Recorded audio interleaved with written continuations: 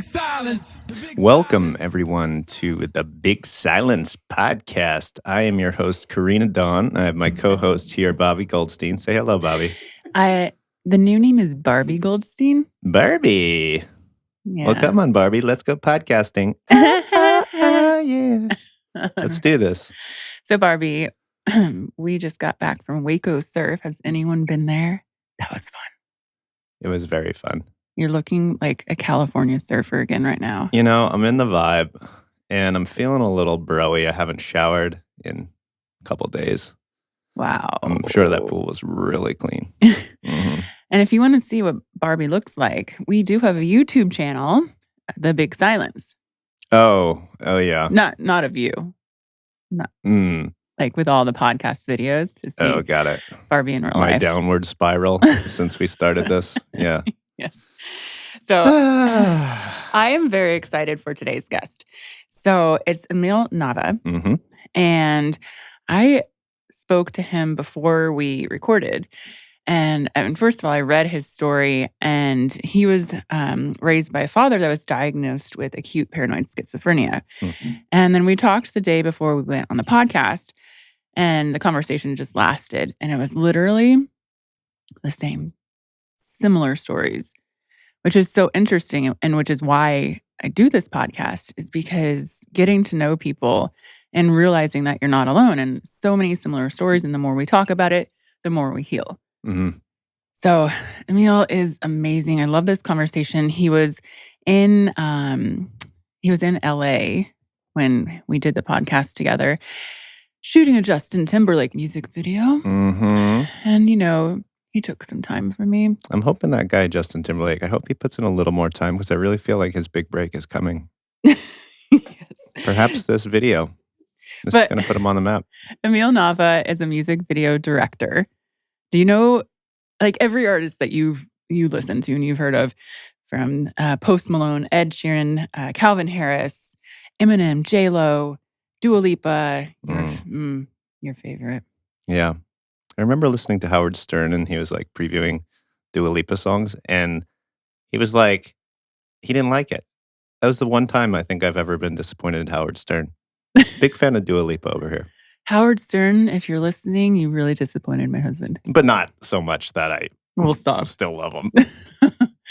But the other cool thing is Emil has a new film coming out, and it's called Snorkeling, and it's about drugs and youth. And we talk about that, and we talk about the fentanyl epidemic, and just the conversation was so good. So I'm so excited to have you listen to this podcast episode with Emil, and make sure, as always, share it with someone who you think could have some good takeaways from it and enjoy it. And Bobby, is this your commercial? Oh, yeah. Bobby set up my book next to us. I'm sponsored by The Big Silence book by Karena Dawn. You can get it on Amazon, thebigsilence.com. We're at any local retailer. And buy 2, okay? Or 3, or 4. Okay, enjoy the episode. Yeah. Hello, Emil Nava. Welcome to the podcast, The Big Silence. Thanks for having me. Of course. And I'm excited because you just told me yesterday when we were chatting that this is your first podcast. So it is my first. It feels like I've done a podcast before, but not a legitimate one, you know? Oh, you're calling me legitimate? Yes. Yeah. Well, so you're in Los Angeles, out there for work. And I'm so excited that we got connected, because as soon as I started learning more about you, and then we've chatted, there's so many things that are similar about our lives, which then for anyone listening will connect with you and realize that you're not alone. Yes. I really enjoy our conversation. There's so much I want to talk about, but I would love to get to know kind of your background first, like where you came from and how you got here. Yeah, sure. I guess I was born in London. I was born in London, went home to Kentish Town. I actually still have that house in the family, which is amazing. We're doing it up at the moment, which is special. But yeah, I lived there till I was like 8, and then started getting into a lot of trouble. Was breaking the boundaries I was set in the city, and just getting into a lot of fights. And my mum was just like, "We got to get you out," because she just saw a different future for me. You know, if I really stayed there, because I was getting into a lot of trouble, and I was only 8. So it's crazy to think some of the memories, and just to think I wasn't even like 8 years old yet. But I have a question, and I'd like to dive into this. So why do you think at 8 years old you were getting into a lot of trouble? Is that just like in London, the kids? That's a very good question. Actually, even though I know that's a very clear timestamp in my life, I haven't really thought about why. I mean, I think London was pretty rough then, you know, especially where I was growing up, and I had a lot of energy. You know, I had a lot of energy. My dad had a lot of energy, you know, and he was he was an actor, and he was a wild, wild man. So I think that like I was out the house a lot, you know, I think there's a lot of madness in the house. But I think my personality has always been very full on, I guess. So it's like, yeah, I guess I was just getting into a lot of mischief. Yeah, I mean, but I asked that question because I was probably a little 10, 11 when I started getting into mischief, but that was also because of being out of the home, or Yeah. wanting to be out of the home. But let's go from there. So you, 8 years old, living in London, being Yeah. mischievous.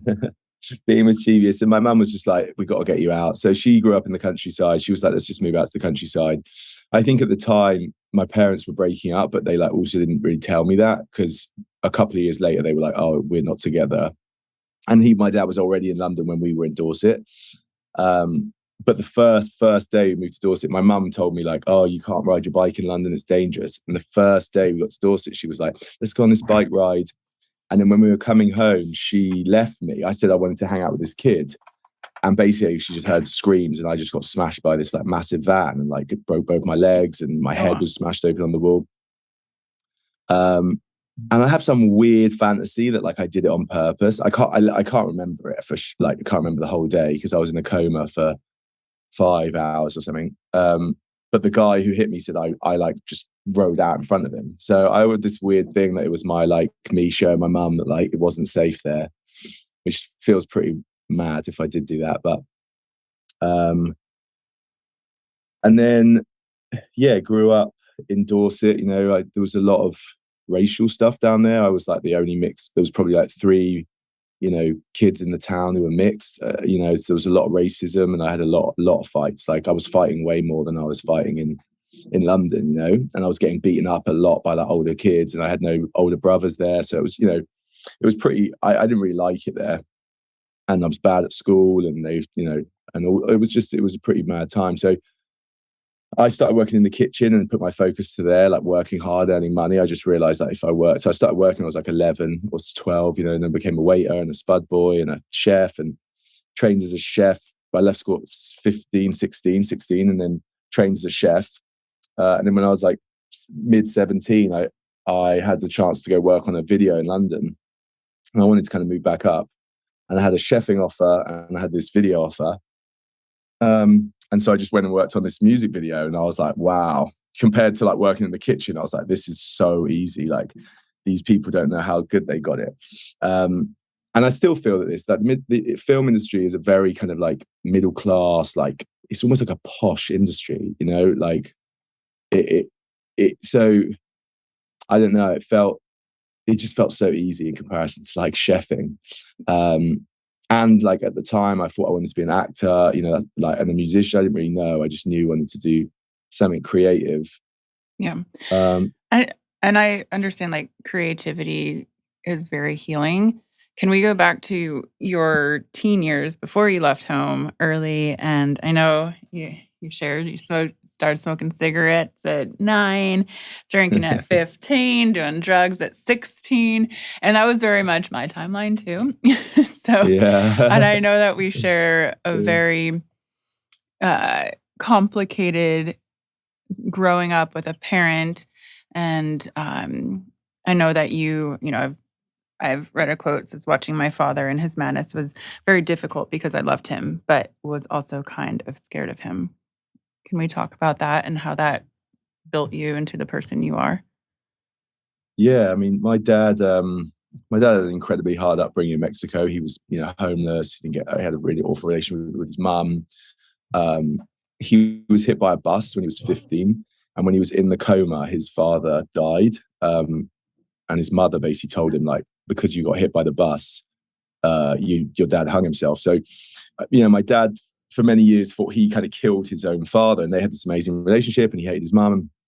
So, it kind of sent him off the rails a bit, and he got diagnosed with acute paranoid schizophrenia, and we would always say that it was like a kind of egg on a spoon. He would be completely normal, and then something would happen, like exactly like me getting knocked off my bike, and then he would just go like when I got knocked off my bike, first thing I remember is him like coming into the thing with, like, into the hospital with like a bag of tools, I think, and he was like trying to find the guy who did it, and I was just like, oh, so he was when he went off the rails, he was like absolutely, he would even say that he was laying in a hole looking up and watching himself like be out of control and not be able to do anything about it, which is pretty heartbreaking when I think about it a lot, because he really was wild, and I could see in his eyes that he just wasn't there, so and he had this thing where he would love like me and my brothers and us boys, like his sons, like crazy passionate. It was the only time I saw him cry, when he was kind of manic, but he would turn against his partners, in a real crazy way. So, obviously that was my mum. So it was, watching that was always pretty mad. And then how did Yeah, that's very interesting too. So first of all, was your dad clinically diagnosed? he was, yeah, Yeah. and he wouldn't take any medication for it. Yeah.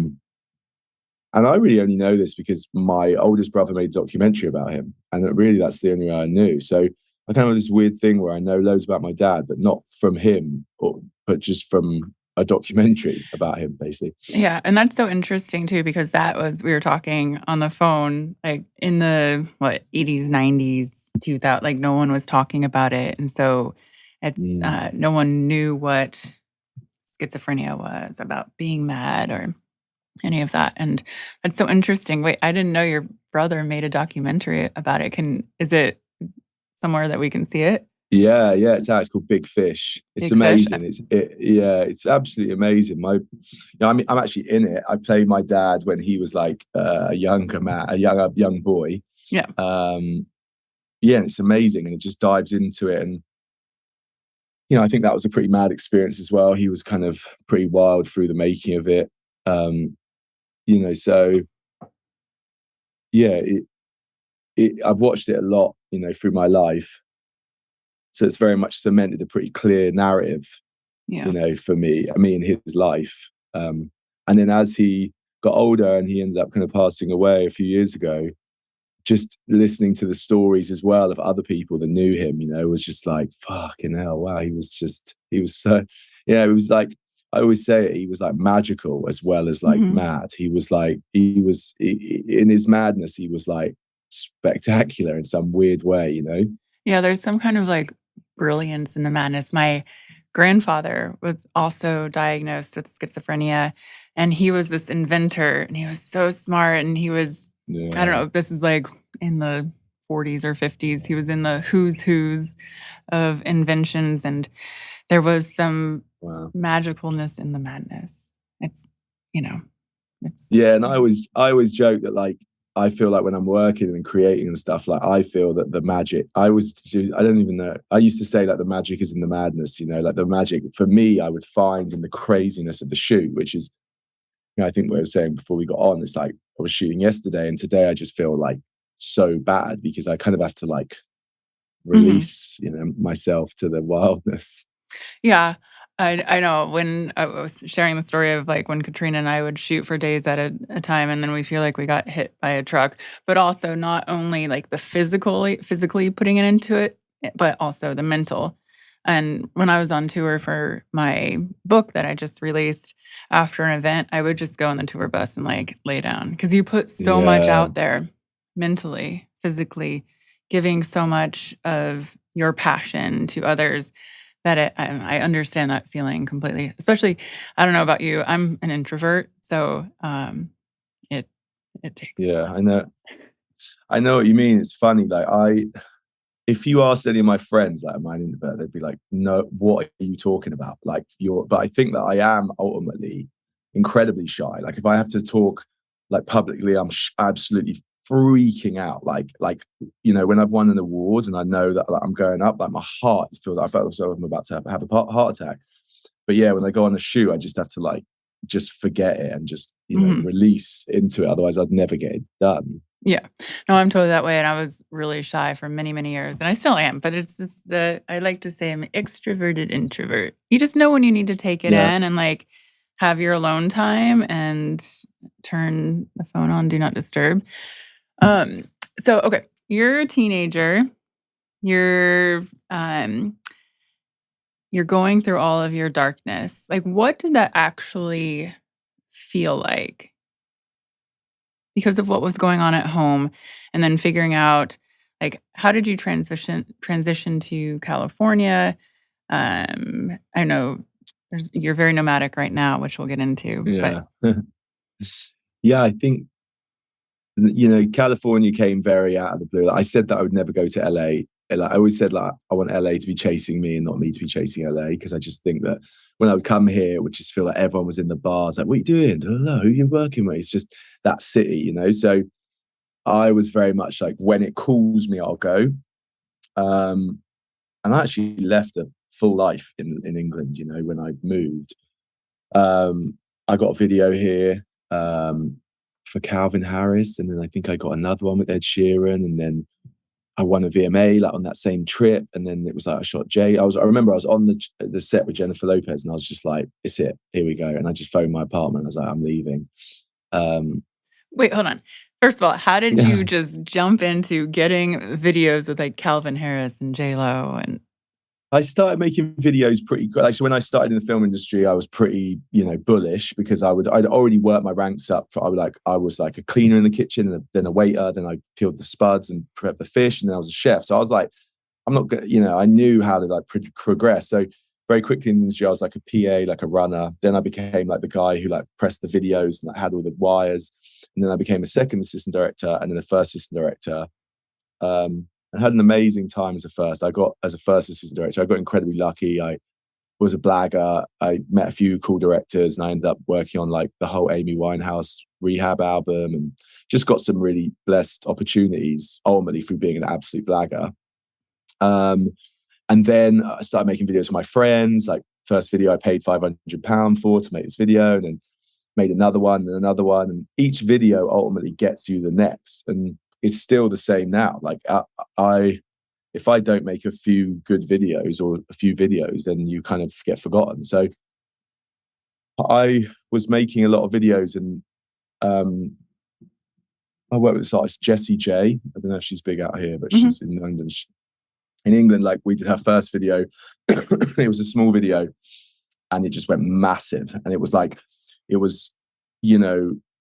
she was so open about her sexuality and just who she was. And like, we just made this crazy video, and that was kind of went massive. And I got big videos with her off that, and went on this big journey. Then this label were like, "Oh, we got this new artist, Ed Sheeran. Like, he's going to be massive." And I was like, "All right, let's do it." And then hey presto. I mean, that was it. We did this first video, second video, third, like, and I just watched him go like, poof. And as he did, I did, because I was doing all the videos with him. And that kind of got me to LA, and then LA became its own kind of beast as well, Yeah. We were talking about the LA Beast yesterday. Yeah. We were definitely in some of the same clubs together. Oh, 100%, yeah. The back rooms, all of that. God. All the good, bad stuff. Yeah. So how is your mental health? So growing up with a family who has a record with mental illness, with schizophrenia, how do you feel today, or how do you manage any anxieties that you may have surrounding what could be?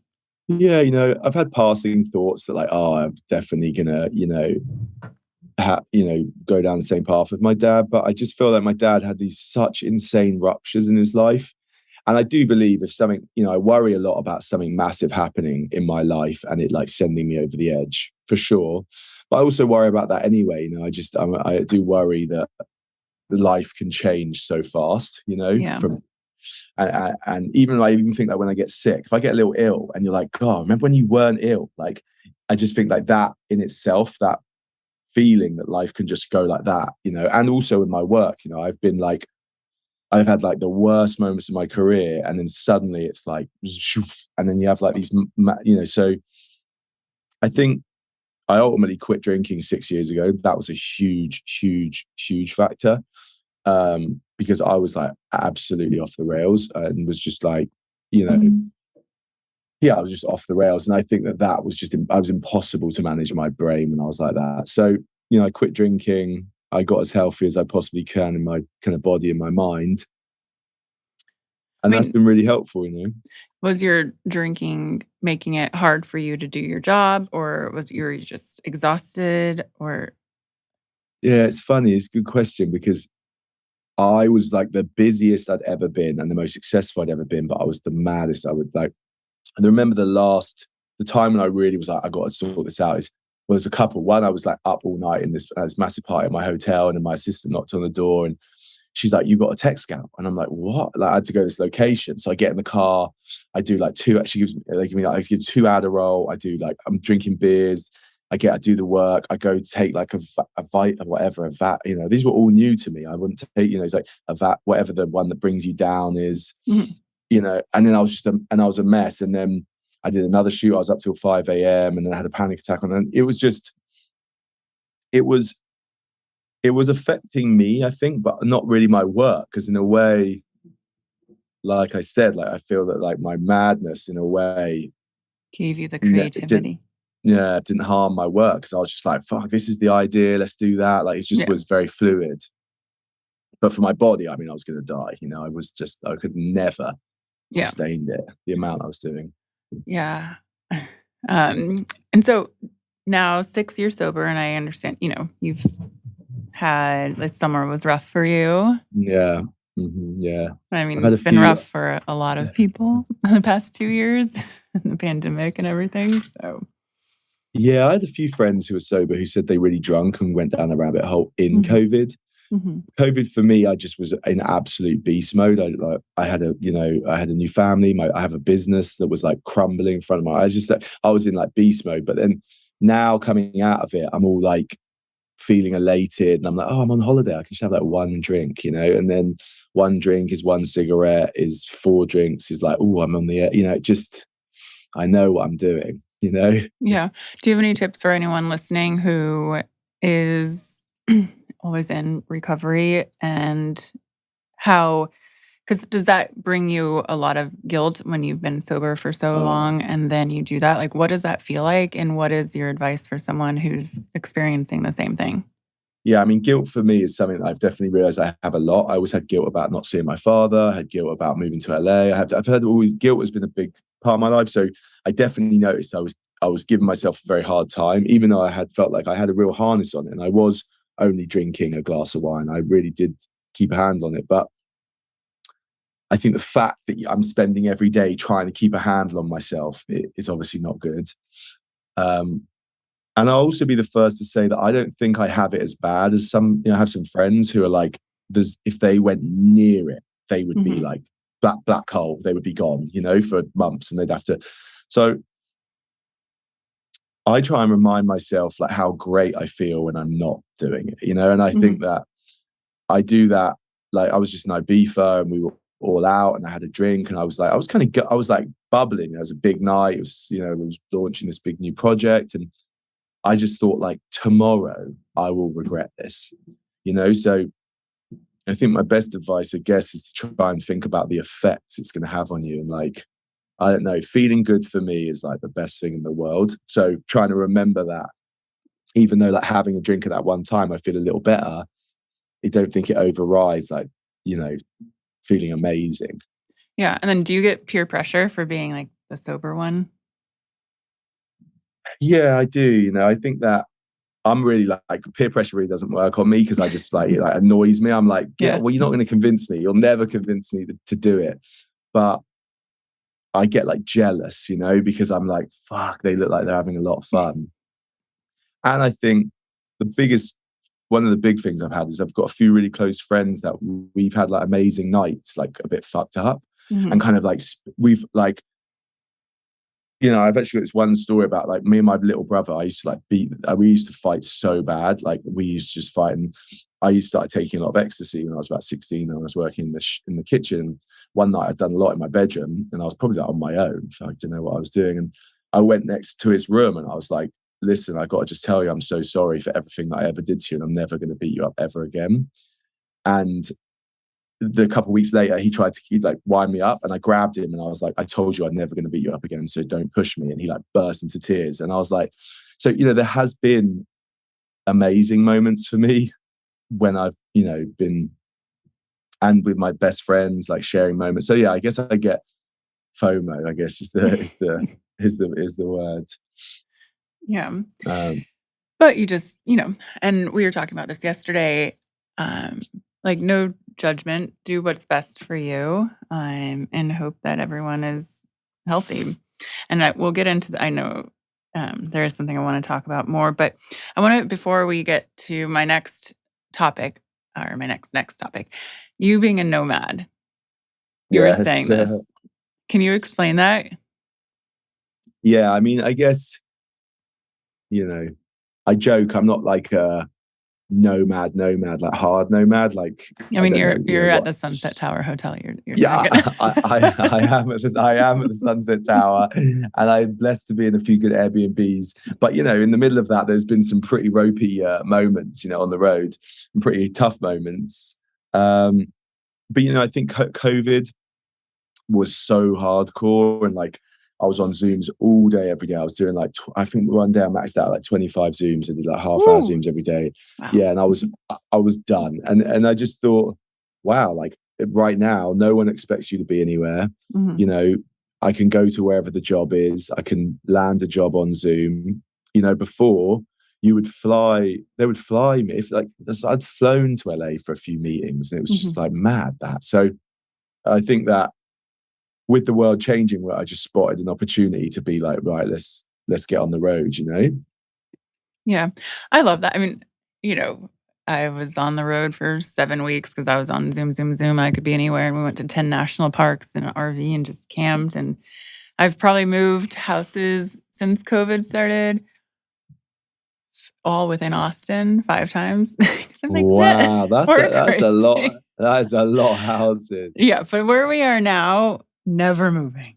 It's perfect. Wow, that's a good feeling. I actually realized now that I've never had a home. Yeah. And I don't know what, like, I have no property. I have no, like, I have a car here in LA and I have a storage unit, and I have a storage unit in LA and a storage unit in London, which is the same storage unit I had when I left. So I've always been a nomad, I guess. But like right now for last year, I'm ultimate nomad.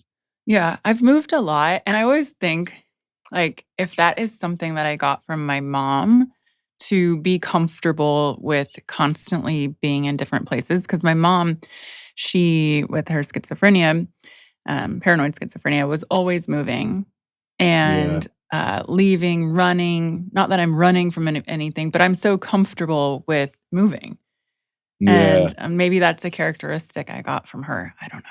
I always think about Well, I mean, it must be, because some of my friends have these like amazing homes that have got all these like memories of their life, and these like, oh, we got that there, and this is me when I was a kid. I'm just like, I don't really the idea of like pictures of, I don't know, maybe I don't see my childhood as like, I know, everyone's like, yeah, the memories. Remember this? I have all these photo albums. I'm like, no, I'm not great at capturing memories, but that could be something from the past where we just don't have this connection with, you know, memories.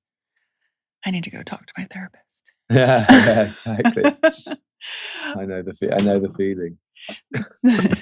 So I want to talk about your big new project. Yes, snorkeling. Yeah. Yes. Can Yeah. you explain that? Because I'm super excited for this to come out. Yeah, it's my first film. My friends keep joking it's my life's work because it's just taken so long. And you hear all these stories about films taking a long time, and luckily there's a lot of stories of like great filmmakers having similar, hard journeys. But definitely it feels like sometimes you just feel like, wow, is it ever going to kind of come out? And we've been making it for a long time. Ultimately, it was a script and a film about a fictional drug, that when you took, it was called snorkeling, and you had this kind of out of body experience. And, as I was making it, there was a lot going on in the world, with like fentanyl and just like a lot of these amazing artists, dying and overdosing. It felt like there was a lot going on in the drug, in the drug culture in the youth. And obviously I was such a big part of that growing up. I was really deep in it. So for me, when I started making the film, I just wanted it to feel very authentic and very real. And, growing up on movies like Kids, that was just so real. And like, being a fan of those types of movies like American Honey or Florida Project or, The Rider, like these kind of movies that explored reality within a film.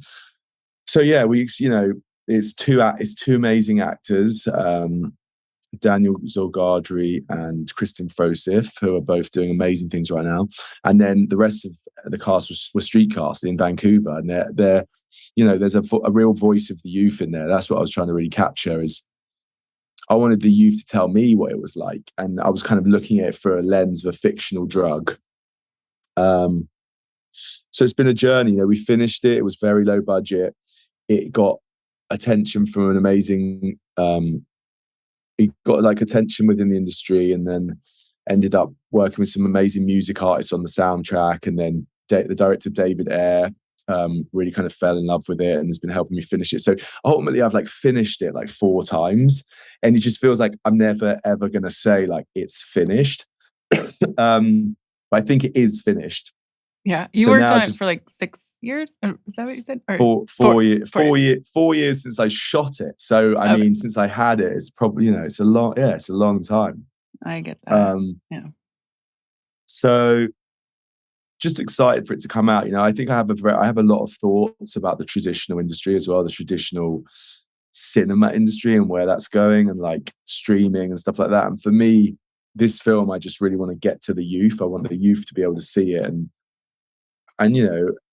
take it for theirs. I'm less interested in the critical acclaim or whatever, the reviews. I'm more interested in like what the youth, how the youth perceive it. And what would your message be to the youth? What do you want them to get from the film? Well, I think ultimately it revolves a lot around mental health. Ultimately it's a love story. It's like boy meets girl, girl does drugs, boy does drugs, they go off the rails. It's a simple love story. But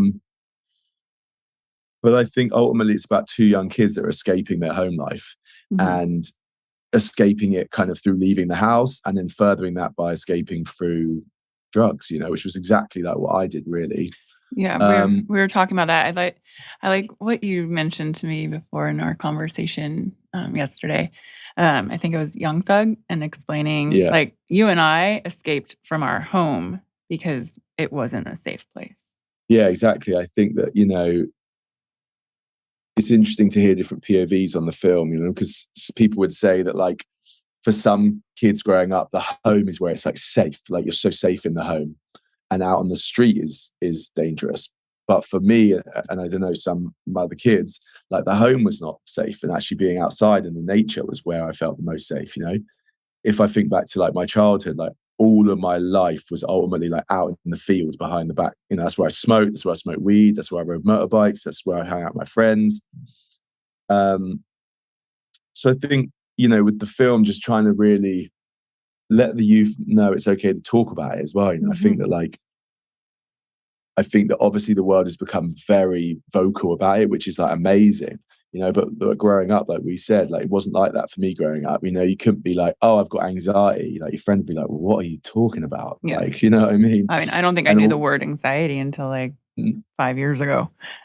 I agree. I say that to people all the time. I thought it was like something that I've learned in America. Like, I don't think, but I guess it was my age. But in London, it's like no one ever said to me I've got anxiety. It just was like, all the other things, just usually a hangover. That's what I thought it was, but it's Yeah. probably more than that. Yeah. So, okay. So snorkeling, your invented drug, but it's kind of in today's society, kind of like what fentanyl is. I Or think it's more of a hybrid of a lot of drugs. yeah. I think the fentanyl conversation has come almost as we were making the film. Not as like the first conversation I had with a kid on the street when I was looking for locations. I said, "Tell me about like the drug vibe around here. Like, what's the deal?" And he was like, "Oh, there's this drug fentanyl," and I'd never heard of fentanyl. This was like 4 years ago in Vancouver, and he's like, "Oh, my friend just died because he was on the weed that he smoked." And I was like, "What? There's a drug that is on the weed that you owed?" And then basically I went down a rabbit hole, obviously. And then as I started to meet more young people, every one of them had one person next to them that they knew, like 1 degree of separation from someone who had overdosed from fentanyl. And I just thought it was so mad that like the world didn't really know about it. And I think now, there's been some things in LA, and I think my friends in London are like, it's not here. It's like, I don't know, I don't know enough about it.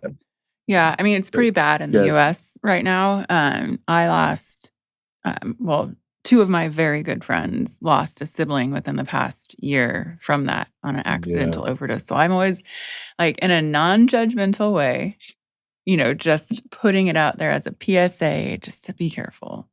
Like, it's out there. And we were talking yesterday about like, if it was us back in the 2000s, we would have been Oh, over. 100%. I mean, I was just doing anything that anyone had, Yeah. I think, it's tough because I've actually fallen out of a couple of, I've fallen out of a really good friend of mine from when I got sober, and he was like, "You've changed. You think you're so high and mighty," So I was like, so I obviously don't want to be the guy that's like preaching to everyone, like, don't do drugs, but like, I just genuinely worried, that it is a thing. And I don't know, I guess there was always a worry, wasn't there, when you were taking drugs, that you could overdose. There was always those stories of like your liver, you drink too much water, all these like stories. And I guess when I was young, I didn't care. I was just like, whatever. So I guess that's probably how a lot of people feel today. It's like, it's just a risk that they're prepared to take. Yeah. That was our Which little is crazy. PSA. Just be careful. Be careful. Yeah, out be there. careful. Be careful. Exactly. Just do like we said yesterday, just do the testing kits at least, or like, just, I don't know. I think you just got to be just careful. Yeah. So you had panic attacks in the past. How are you now? Do you have panic attacks, or what are your tools to stay mentally well? Yeah, I think the panic attacks came from the insane hangovers. Like sometimes if I would get really crazy, I would just drink the next day to just kind of like not to prolong the hangover. So when the hangover came, it was like 5 days of it, So I haven't really had any panic attacks since I got sober. I would, I think being sober is like, someone said to me at Glastonbury, this young kid was like, I think it's like a life cheat code, because it's like, and I just believe I was a quarter of a man, then half a man. Now I'm like, I'm up early, I'm beast mode, I'm like, work's getting done, I'm being a father, I'm just like, I'm so on level like 1,000 that, I couldn't say more how I think it's life changing. But I think, the times when I get really low is when I let also other things slip. I got into meditation recently, which I know is kind of tough for some people and was tough for me. And then I found like Transcendental Meditation, which really, really worked for me. And like, in a way, it was kind of druggy in a weird way, because it gives you this like insane kind of experience. It is true though. Like I've done TM and then other silent meditation, sometimes guided, but it does make you feel like you're high naturally. It's your heart rate slows down though. You're so much more at peace. And even sitting in silence. I went to a meditation retreat with my husband that Kyle Cease, who was on the podcast, led. And we literally would sit in silence for 2 hours. But it was like so Wow. healing. Like, and that's what Kyle Yeah. always says is if you can't sit in silence with yourself, then how do you expect anyone to sit with you? Oh, 100%. I know. And like, I'm the worst. Like, my brain is like 1,000 miles an hour. So yeah, it's a great technique. And I think when my friends are like, oh, meditation, I'm like, bro, it's just literally like I have a nap. That's basically what I do. I close my eyes and I have a 20-minute like power nap, and I do it twice a day. And like sometimes, like the other day I was having really bad anxiety and I was kind of tripping out about a lot of different things, and I hadn't been meditating. Mm-hmm. I went and did a 20-minute meditation. I came out, I was like, poof, I'm back, like it was crazy how much it worked. And I think all those things, I have cold showers every day. Sometimes if I'm by the ocean, I swim every day, eating well, lots of water, things that I genuinely don't do enough, like sauna, steam, like things that I really don't do enough. But when I'm doing all of those things, I'm And like you're on good. top of the world. Same. Yeah. Same.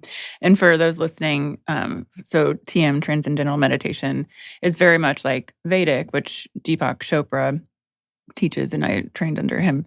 So it's like 20 minutes of silence with your personal mantra, hopefully twice a day.